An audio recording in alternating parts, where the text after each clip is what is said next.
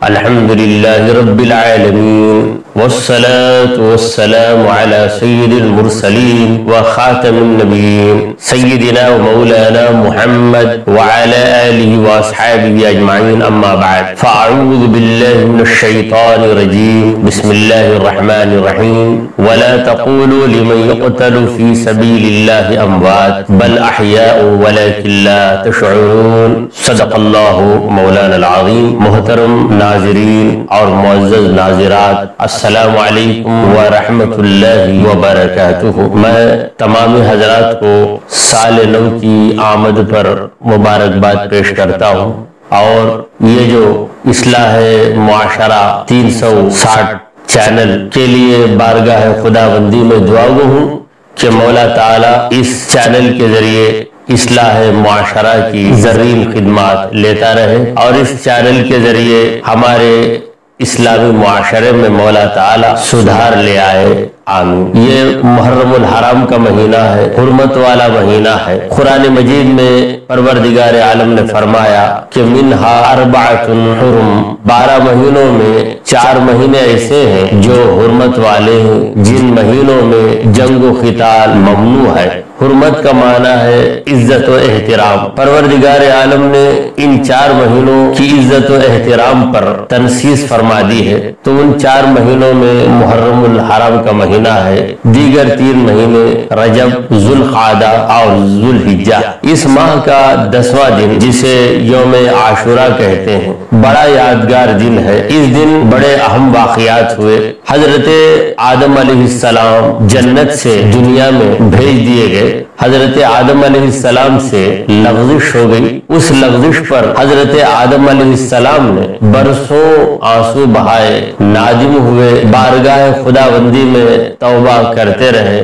ایک طرف حضرت آدم علیہ السلام رو رہے تھے تو دوسری طرف بی بی حوا علیہ السلام رو رہی تھیں۔ یہ پہلے 2 انسان تھے جو جنت سے اس دنیا کے اندر تشریف لائے۔ یہ ہمارے لیے بڑی سعادت کی بات ہے کہ ہمارے پہلے ابا اور پہلی امی یہ دنیا سے جنت میں نہیں گئے بلکہ جنت سے دنیا میں آئے۔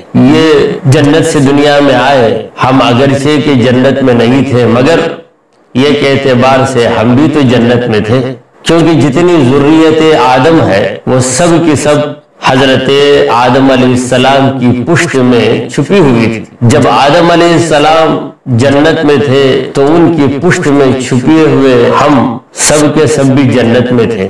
جنت سے ہم دنیا میں آئے، اسی لیے ہم عرض کرتے ہیں انا للہ و انا الیہ راجعون۔ جب کسی کی وفات ہو جاتی ہے تو کہتے ہیں کہ یقیناً ہم اللہ کے بندے ہیں اور اسی کی طرف لوٹ کر جا رہے ہیں۔ تو لوٹ کر جانے کا مطلب کیا ہے؟ جہاں سے آئے ہیں وہاں ہم کو جانا ہے۔ ہم جنت سے آئے ہیں اور ہم کو جنت میں جانا ہے۔ بہرحال جملہ معترضہ کے طور پر چند باتیں نکل گئیں۔ کہنے کا مقصد یہ ہے کہ حضرت آدم علیہ السلام روتے رہے، اور جس دن اللہ کی جانب سے خوشخبری آئی کہ اے آدم میں نے تمہاری توبہ کو قبول کیا ہے اور تمہیں معاف کر دیا ہے، یہ وہ دن تھا جو عاشوراء کہلاتا ہے۔ روئے زمین پر انسان کو سب سے پہلی خوشخبری جو ملی ہے وہ محرم کی 10ویں تاریخ کو ملی۔ اور دوسری اہم بات جو قابل غور ہے وہ یہ کہ انسان اس دنیا میں آ کر سب سے پہلا عمل جو انجام دیا ہے وہ ہے توبہ۔ تو اصلاح معاشرہ اسی وقت ممکن ہے جب معاشرے کے افراد توبہ کریں، اپنے گناہوں سے دوری اختیار کریں، اپنے گناہوں کو قابل مذمت سمجھیں، ان میں شرمندگی آ جائے، ان میں حیا آ جائے۔ اسی لیے اللہ کے پیارے حبیب، ہمارے دلوں کے طبیب محمد مصطفیٰ صلی اللہ تعالی علیہ وآلہ وسلم نے فرمایا کہ الحیاء شعبۃ من الایمان، حیا ایمان کی ایک شاخ ہے۔ جب تک انسان کے دل میں حیا پیدا نہیں ہوتی وہ اپنی غلطی کو غلطی تسلیم نہیں کرتا۔ تو پہلا مژدہ، پہلی خوشخبری جو پہلے انسان کو اس زمین پر دی گئی وہ توبہ کی قبولیت کی خوشخبری ہے، اور وہ خوشخبری محرم کی 10ویں تاریخ کو دی گئی۔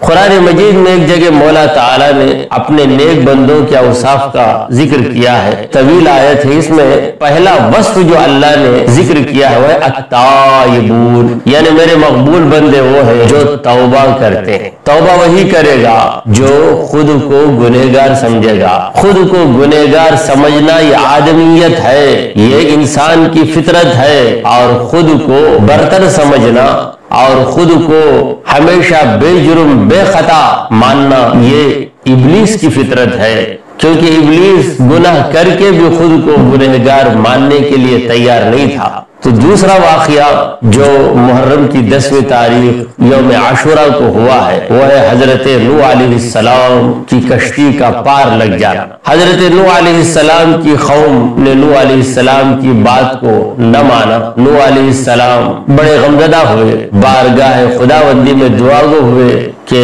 رب لا تذر علی الارض من الکافرین دیارا، اے پروردگار اس روئے زمین پر یہ کافر کو بھی زندہ مت چھوڑ۔ نوح علیہ السلام کی یہ دعا بارگاہ خداوندی میں مقبول ہوئی۔ نوح علیہ السلام کو حکم ہوا کہ اے نوح تم کشتی بناؤ۔ آپ نے کشتی بنائی، سوار ہوئے، آپ کے ساتھ چند اہل ایمان بھی سوار ہوئے۔ جتنے کافر اس زمین پر تھے اس طوفان کا لقمہ بن گئے، اور نوح علیہ السلام کی کشتی کئی دن پانی میں چلتی رہی۔ زمین پہ چلنے پھرنے کی ہر ایک کو خواہش تھی، کیونکہ جب آدمی کسی سواری پہ ہوتا ہے ایک لمبی مدت گزرتی ہے تو اس کا جی چاہتا ہے کہ وہ زمین پہ اترے۔ جیسے ہوائی جہاز پہ سفر کرنے کی ہر ایک کو آرزو رہتی ہے، مگر یہ ہوائی جہاز چند گھنٹے اڑنے لگے تو اندر بیٹھے ہوئے مسافروں کے دلوں میں یہی تمنا ہوتی ہے کہ جلد سے جلد یہ ہوائی جہاز زمین پہ اترے تاکہ ہم زمین پر چلیں پھریں۔ تو زمین پر رہنا، زمین پہ چلنا پھرنا یہ انسان کی فطری خواہش ہے۔ تو نوح علیہ السلام اور ان کے ساتھیوں کو بھی بڑی خواہش ہوئی ہوگی۔ آخر اللہ تعالیٰ نے کرم کیا، پانی اترنے لگا، زمین خشک ہونے لگی، اور نوح علیہ السلام اپنی کشتی سے باہر آئے۔ تو یہ مبارک موقع بھی انہیں جس دن نصیب ہوا وہ عاشورے کا دن تھا۔ حضرت ابراہیم علیہ السلام کو جلانے کے لیے نمرود نے آتش کدہ تیار کیا۔ بالآخر ابراہیم علیہ السلام اس آتش کدے میں نار نمرود میں گرائے گئے۔ وہ آتش، وہ آگ ابراہیم علیہ السلام پر گلستان بن گئی۔ یہ مبارک منظر بھی عاشورے کے دن دیکھا گیا۔ حضرت یوسف علیہ السلام کے بھائیوں نے یوسف علیہ السلام کو کنویں میں ڈال دیا، قافلے والے انہیں لے کر مصر چلے۔ وہاں پر حضرت یوسف علیہ السلام کو اللہ تعالیٰ نے اتنا بڑا مقام دیا کہ عزیز مصر بنا دیا، اور کنعان میں حضرت یعقوب علیہ السلام اپنے بیٹے یوسف علیہ السلام کی جدائی میں اس قدر روئے کہ آنکھوں کی بصارت چلی گئی۔ بالآخر کئی واقعات کے بعد حضرت یعقوب علیہ السلام اور حضرت یوسف علیہ السلام میں ملاقات ہوئی۔ باپ بیٹے بغل گیر ہو کر خوب روئے تو تھے آنکھوں سے، مگر دل خوشی سے مچل رہا تھا۔ یہ مبارک واقعہ بھی عاشورے کے دن ہی ہوا ہے، اور اسی دن حضرت موسیٰ علیہ السلام اور بنی اسرائیل کو اللہ تعالیٰ نے فرعون سے نجات عطا فرمائی۔ مدینے کے یہود عاشورے کے دن روزہ رکھتے تھے۔ یہ خبر نبی کریم صلی اللہ علیہ وسلم کو پہنچائی گئی۔ حضور پرنور سید عالم صلی اللہ تعالی علیہ وآلہ وسلم نے فرمایا کہ نحن احق بموسیٰ منہم، اگر وہ موسیٰ علیہ السلام کی نجات کو یاد کرتے ہوئے ایک روزہ رکھ لیتے ہیں تو موسیٰ علیہ السلام کا ان پر جو حق ہے اس سے زیادہ تو ہم پر حق ہے۔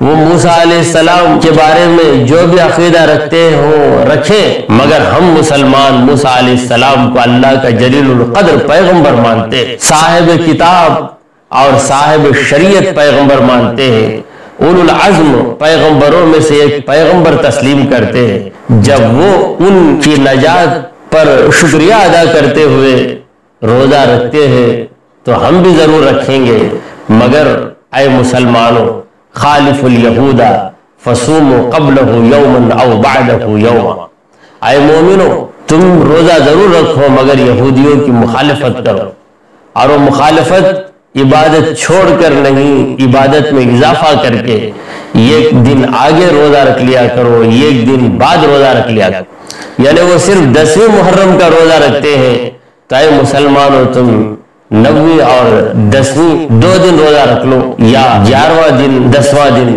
اس طرح روزہ رکھ لیا کرو۔ 10واں دن تو یادگار دن ہے، مگر اس سے آگے یا بعد میں ایک روزے کا اضافہ کر کے 2 روزے رکھ لو تو تم میں اور یہودیوں میں امتیاز واقع ہو جائے گا کہ یہودی تو ایک روزہ رکھتے ہیں مگر مسلمان 2 روزے رکھتے ہیں۔ تاریخ اسلام میں عاشورے کا دن اس وجہ سے بڑا یادگار ہے کہ اس دن ایک عجیب و غریب جنگ ہوئی۔ حضرت امام حسین رضی اللہ تعالیٰ عنہ جو کہ نواسہ رسول ہے، آپ کو عاشورے کے دن یزیدی لشکر نے قتل کر ڈالا۔ یہ عجیب بات ہے کہ امام حسین رضی اللہ تعالیٰ عنہ کو قتل کرنے والے یہود و نصارہ نہیں تھے، مجوس و مشرکین نہیں تھے، کفار و منکرین نہیں تھے، بلکہ اسلام کا عقیدہ رکھنے والے، کلمہ پڑھنے والے اہل کوفہ تھے۔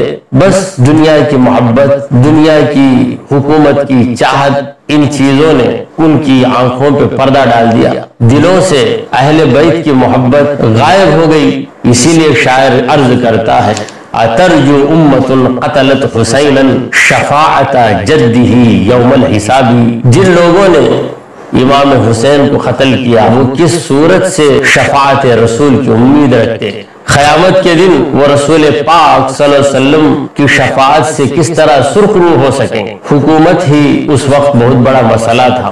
امام حسین رضی اللہ تعالیٰ عنہ کے دل میں تو حکومت کی چاہت نہیں تھی، کیونکہ جو اللہ والا ہوتا ہے اس کا دل دنیا کی محبت سے خالی رہتا ہے۔ پھر امام حسین رضی اللہ تعالیٰ عنہ جنگ کے لیے کیوں آمادہ ہوئے؟ امام حسین رضی اللہ تعالیٰ عنہ یہ سمجھ رہے تھے، ان کا یہ عقیدہ تھا کہ باطل کے آگے سر کو نہ جھکانا چاہیے۔ اسلام حکمران وہی شخص ہو سکتا ہے جو تقوی کی دولت سے لبریز ہو۔ حضرت امیر معاویہ رضی اللہ تعالیٰ عنہ کی خلافت تک امام حسین رضی اللہ تعالیٰ عنہ خاموش رہے، کیونکہ امام حسین رضی اللہ تعالیٰ عنہ یہ دیکھ رہے تھے کہ حضرت امیر معاویہ رضی اللہ عنہ صحابی رسول ہیں اور متقی انسان ہیں، مگر جب یزید یہ شریعت کی حدوں کو پار کرنے والا، فسق و فجور کا مرتکب، یہ جب خلیفہ بن گیا اور خود کو امیر المومنین بتانے لگا، اس کے آگے جھکنا، اس کے ہاتھ پہ بیعت کرنا گویا باطل کا ساتھ دینا۔ نواسہ رسول باطل کا ساتھ نہیں دے سکتے، اپنی گردن تو کٹوا سکتے ہیں مگر باطل کے آگے اپنا سر جھکا نہیں سکتے۔ جیسا کہ حضرت خواجہ اجمیری علیہ الرحمہ کے یہ شعر مشہور ہے کہ سر داد نداد دست در دست یزید، حقا کے بنا لا الہ ہست حسین، یعنی امام حسین رضی اللہ تعالیٰ عنہ نے یزید کے ہاتھ میں اپنا سر تو دے دیا مگر یزید کے ہاتھ میں اپنا ہاتھ نہیں دیا۔ حقیقت تو یہ ہے کہ لا الہ الا اللہ محمد رسول اللہ صلی اللہ علیہ وسلم جو اسلام کی بنیاد ہے، اس بنیاد کی بنیاد ہے امام حسین رضی اللہ عنہ۔ تو محرم کے مہینے میں شہادت حسین کی مجلسیں سجائی جاتی ہیں۔ شہادت حسین کا تذکرہ کرنا بہت اچھی بات ہے، تو اس تذکرے سے ہمارے دلوں میں 2 باتیں پیدا ہوتی ہیں۔ اہل بیت کی محبت پیدا ہوتی ہے، شہادت کا جذب، مگر شہادت کے نام پر جو بدعات و خرافات ہوتی ہیں، ناچ کی محفلیں اور شراب نوشی، یہ ساری چیزیں قابل مذمت ہیں۔ تو ان لوگوں کی وجہ سے امام حسین رضی اللہ تعالیٰ عنہ کی روح کو اذیت تو ہوتی ہوگی، دکھ ہوگا، کبھی خوشی نہیں ہوگی۔ یہ وہ لوگ جو امام حسین کا نام لے کر طرح طرح کے تماشے کرتے ہیں اور لوگوں سے پیسے وصول کرتے ہیں اور اپنی چاندی بناتے ہیں، ان لوگوں کو امام حسین رضی اللہ تعالیٰ عنہ سے دور کا تعلق بھی نہیں۔ غور کرنے کی بات ہے کہ امام حسین رضی اللہ تعالیٰ عنہ نے جو اتنی بڑی قربانی دی، اپنے